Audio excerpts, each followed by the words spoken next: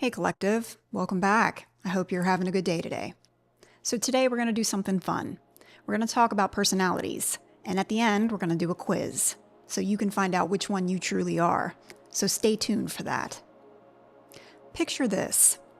You've just been at a big party for a few hours. The music is loud, people are laughing, and you've had dozens of little conversations. As you head for the door, how are you feeling? Are you buzzing with energy, ready for the after party? Or are you dreaming of your couch, a good book, and just silence? This one question gets to the heart of a huge part of our personality. For decades, we've basically had two labels, introverts and extroverts. But what if I told you those words aren't really about being shy or outgoing? What if it's something deeper? It's not about your social skills, but your social energy. It's all about how you gain it, spend it, and get it back in a very social world. And what if there's a third category? A flexible, adaptable style that most people actually fit into, but almost no one talks about. Well, today, we're breaking down the real definitions, hidden strengths, and surprising challenges of being an introvert, an extrovert, or an ambivert. So, allow me to give you the tools to understand yourself and the people around you on a completely new level. Let's start with the most misunderstood style, the introvert. First things first, we have to shatter the biggest myth out there. Introvertness is not the same as shyness. Shyness is a social anxiety. It's a fear of being judged. Introversion is all about energy. The legendary psychiatrist Carl Jung, who gave us these terms, explained that introverts are energized by their internal world, by quiet, reflection, and solitude. Think of your social energy like a phone battery. For an introvert, most social events, especially with big groups, are like running a dozen apps at once. It drains the battery fast. It's not that they can't be social or don't enjoy it. Many are charming and have fantastic conversations, but afterward, they have to go find a quiet place to plug in and recharge. That alone time isn't sadness or loneliness, it's a biological necessity. Introverts aren't antisocial, they're selectively social. They usually prefer deep, one-on-one connections over a huge network of acquaintances. They'd rather have one long, meaningful conversation with a close friend than make small talk with a room full of strangers. Because they direct their energy inward, they're often incredibly observant and reflective. They're the listeners of the world, the ones who think before they speak, processing everything carefully before offering a response. This internal focus gives introverts some serious superpowers. Their ability to concentrate without distraction makes them amazing problem solvers and creative thinkers. Some of the most revolutionary minds in history were introverts. Two of my favorites, Albert Einstein famously said, "The monotony and solitude of a quiet life stimulates the creative mind." His world-changing ideas didn't come from a bustling workshop, but from the depths of his own quiet mind. J.K. Rowling, also a self-proclaimed introvert, has said she came up with the entire Harry Potter universe during a quiet 4-hour train delay, completely lost in her own thoughts. This capacity for deep work allows introverts to produce incredibly detailed and insightful work. But living in a world that's basically designed for extroverts can be tough. The constant pressure to be on, to network, and to shout your own praises can be exhausting. This is most likely why an introvert's channel on platforms would build slower than an extrovert's. An overstimulating, noisy, open-plan office can also lead to burnout. And because they're not always the loudest person in the room, their brilliant ideas often get overlooked. They also have to be careful to seek out connection on their terms, or they risk feeling isolated. The key for an introvert isn't to force themselves to be an extrovert, but to build a life that honors their strengths, creating space for both real connection and essential quiet. So what about the other side of the coin, the extrovert? If an introvert's battery recharges in solitude, an extrovert's battery is plugged directly into the world around them. Extroverts get their energy from being around people, group activities, and new experiences. For an extrovert, being alone for too long can feel genuinely draining and boring, leaving them feeling restless. They recharge by getting social. Extroverts are the people we often describe as outgoing, talkative, and enthusiastic. They light up social settings, love meeting new people, and are often the life of the party. Unlike introverts who think, then talk, extroverts often talk to think. They process their thoughts out loud, bouncing ideas off people and figuring things out in the middle of a conversation. They tend to be optimistic, assertive, and more comfortable taking risks. This outward-facing energy gives extroverts their own set of incredible superpowers. Their enthusiasm can be infectious, making them natural leaders and motivators. They build huge social and professional networks with ease, connecting people and creating opportunities. This helps them shine in collaborative roles and careers that involve a lot of public interaction, like sales, politics, or leadership positions. Think of charismatic figures like Bill Clinton or entrepreneurs like Steve Jobs. Their sheer energy and ability to command a room help them inspire millions. Extroverts are action-oriented. They jump into new things head first, and their spontaneity can lead to some amazing adventures. Of course, being an extrovert has its challenges too.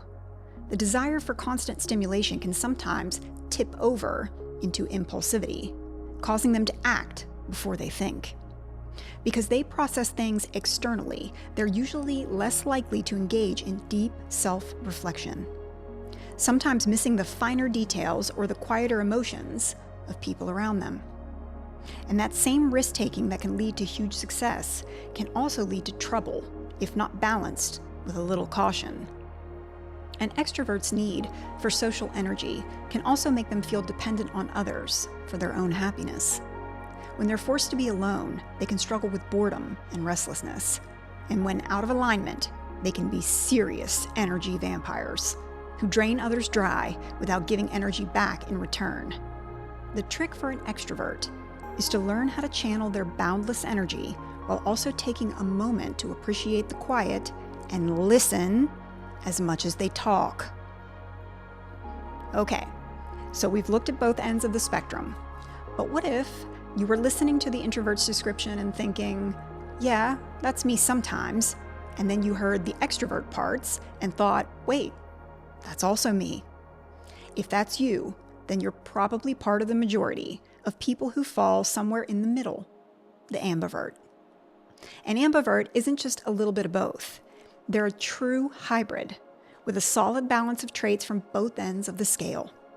The defining superpower of an ambivert is flexibility.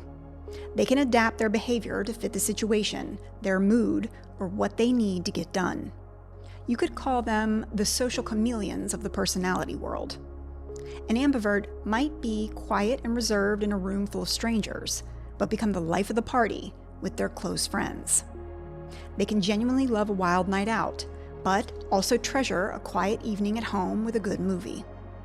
They don't feel a constant pull one way or the other. Instead, they can slide along the scale as needed. They seem to intuitively know when it's time to speak up and when it's time to sit back and listen. This unique position gives ambiverts what many call the ambivert advantage. They really can get the best of both worlds because they can understand both introverts and extroverts.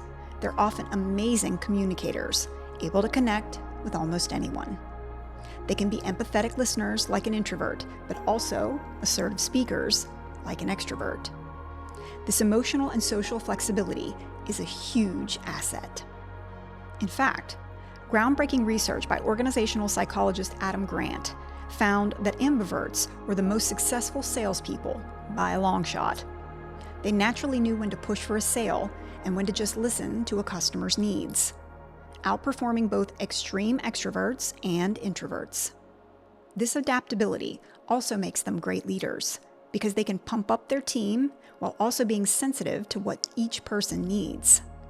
But being in the middle isn't always a walk in the park. The biggest challenge for an ambivert can be a lack of clarity. Because their tendencies shift, they can sometimes feel a bit of identity confusion, asking, "So, who am I really?" They have to be really self-aware to manage their energy. Spend too much time in extrovert mode, and they will burn out. Spend too much time alone, and they'll start to feel stuck and restless. It's a constant balancing act. The key for an ambivert is self-awareness, knowing which mode they're in and what they need at that moment to feel effective and balanced. Now that you have a better handle on the 3 social styles, it's time for the fun part. Let's move from learning to self-discovery. Ready to find out where you fall on the spectrum? You may think you're one, but you might turn out to be another. I'm going to ask you 10 questions. For each one, pick the answer that feels most like you, A, B, or C. Grab a piece of paper or open your notes app on your phone to keep track of your answers. Be honest. There are no wrong answers here. Okay, let's go. Number 1, you're at a social event where you don't know many people. What's your go-to? A, work the room, introduce yourself, and just soak up the energy of meeting new people. B, I'll probably start by sticking with the people I know, but if I find good conversation, I'm happy to branch out. Depends on the vibe. C, I find a quiet corner or a small comfortable group and try to have 1 or 2 deep conversations. Okay, number 2, your phone buzzes with an unknown number. What's your first instinct? A, answer it.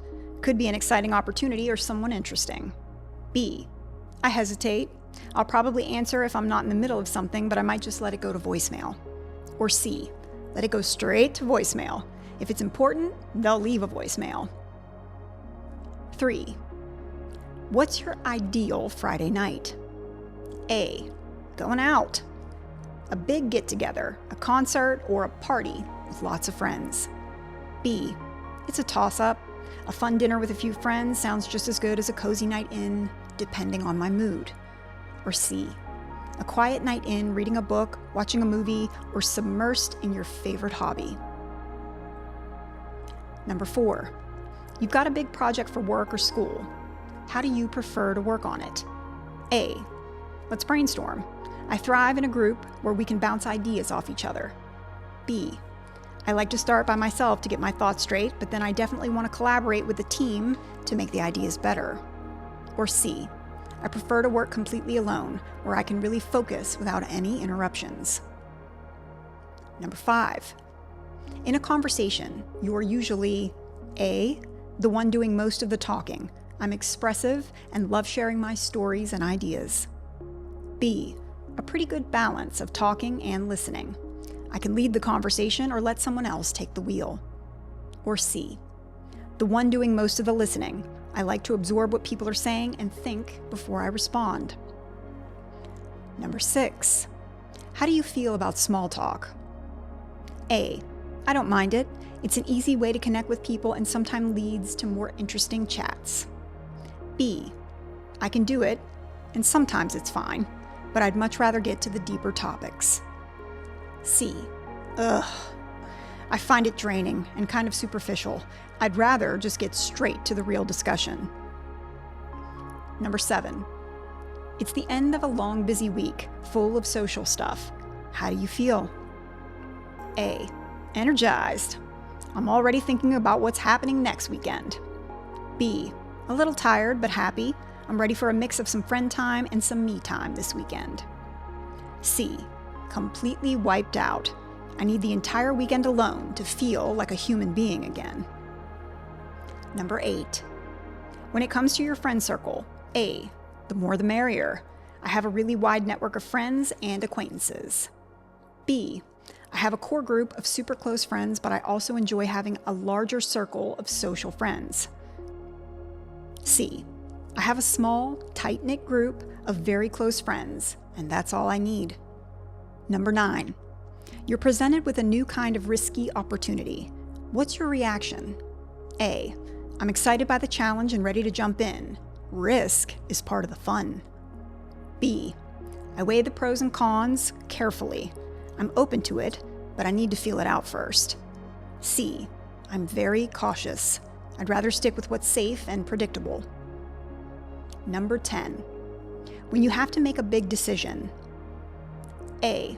I talk it out with as many people as I can to get their opinions and hear my own thoughts out loud. B.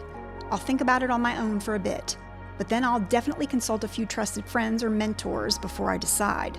Or C. I retreat into my own head.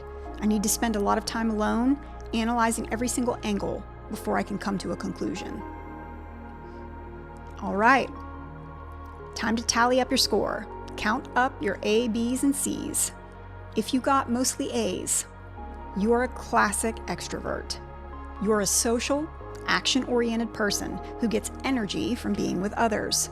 Your enthusiasm is your gift, and it makes you a natural connector and leader who inspires those around you. If you got mostly C's, you lean strongly towards introvert. You're a reflective, internally driven person. You get your energy from quiet time and find your strength in deep thought. Carefully listening and observing the world with a sharp eye, your superpower is your depth and focus. And if you got a fairly even mix of A's, B's, and C's, then welcome to the Ambivert Club. You are the flexible, adaptable, social chameleon.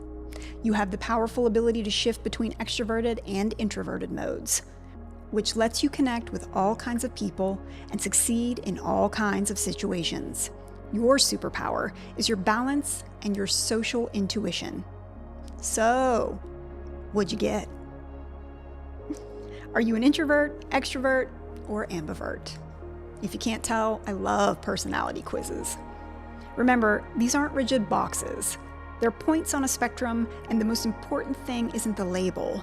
It's the self-awareness it gives you. There is no better or worse style. Each one has incredible world-changing strengths.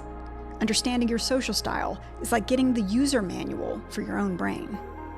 It helps you manage your energy and pick the right environments for you to shine. Finally, give yourself permission to work with your personality and natural tendencies instead of fighting against them. So whether you recharge in a crowd, in silence, or a little bit of both, embrace your style. The world needs the bold energy of extroverts, the thoughtful depth of introverts, and the flexible balance of ambiverts. If you had fun discovering a little more about yourself today, please like and subscribe. And until next time, friends, keep healing. See ya.